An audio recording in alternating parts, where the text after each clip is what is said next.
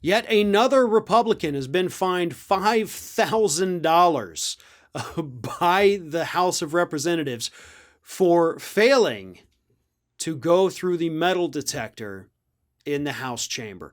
This time, it was Representative Hal Rogers from the great state of Kentucky, Republican, of course, who went through the metal detector, but he set it off. So then the guard said, okay, I've got to wand you down to make sure you don't have anything. And he said, no, I got to go vote. And he just walked right through. So the House says, listen, we've got rules in place. If you don't do what you're supposed to do, $5,000. Boom. First offense. Second offense and any repeating offense is $10,000 apiece. Of course, to his credit, I guess, Hal Rogers did eventually come back after he did his vote. And he said, okay, I'm ready. Wand me down. And the security guard was like, there's no point to it now. Like, I don't know what you did in there. If you had something, some kind of contraband on you, you likely could have stashed it somewhere like in your desk. I don't know. But there's no sense in wanding you because you've already been in there, you idiot. And I guess Rogers was just like, okay, well, I tried. First of all, if you're running late for a vote, so late that you can't take 5 seconds to go like this and let them then you need to manage your time a little bit better. That's on you, Rogers. Second of all, there's a reason these new security measures are in place.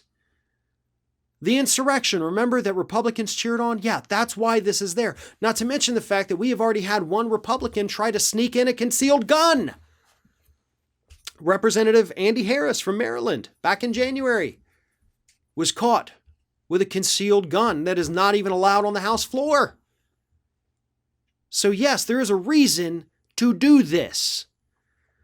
And Rogers, of course, like the other Republicans who got busted, the other Republicans, of course, being Louis Gohmert and Andrew Clyde, he has appealed his fine because they have to pay the fine out of their salary. It comes out of their check. They cannot use campaign funds or PAC money. Nope, it has to be their money.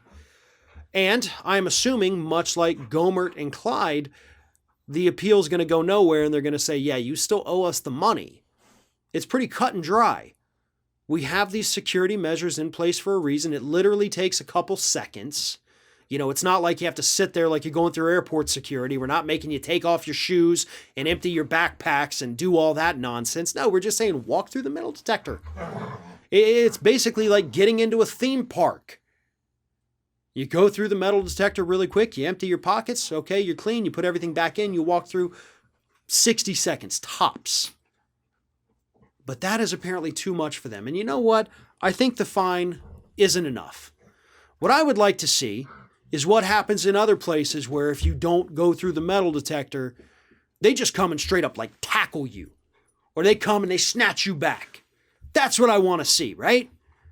Because that's what these members deserve. They know why these metal detectors are there. They understand the dangers. They know it doesn't take any of their precious time and it doesn't violate any of their precious rights. They're just choosing to skip it because they're a bunch of jackasses.